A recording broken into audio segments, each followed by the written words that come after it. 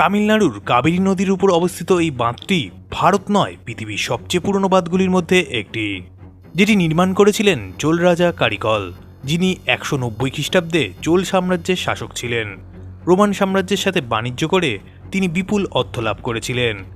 প্রায় 1800 বছর ধরে একইভাবে কাজ করে চলেছে এই বাঁধটি।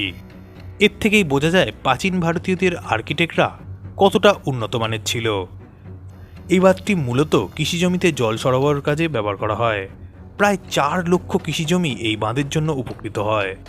আজ থেকে 1800 বছর আগে, যখন কোনো উন্নত মানের যন্ত্রপাতি ছিল না কোনো আধুনিক টেকনোলজি, তা সত্ত্বেও তখনকার দিনের ইঞ্জিনিয়াররা কিভাবে এত আধুনিক ও সুসংগঠিত প্ল্যান করে এই বাঁধটি নির্মাণ করেছিলেন, সেটি দেখলে বেশ অবাক লাগে।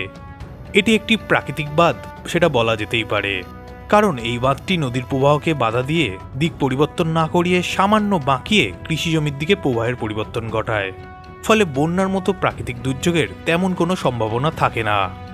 British architect sir Arthur cotton পর্যন্ত অনেক বাঁধ এই পরিকল্পনা দেখেই তৈরি করেছেন বলে স্বীকার করেছেন। এই বাঁধটি 16 শতাব্দী পর্যন্ত অক্ষত অবস্থায় ছিল, কিন্তু বর্তমান দিনে বাঁধটি প্রাচীন ভারতের একটি ঐতিহ্য রূপে রয়ে গিয়েছে।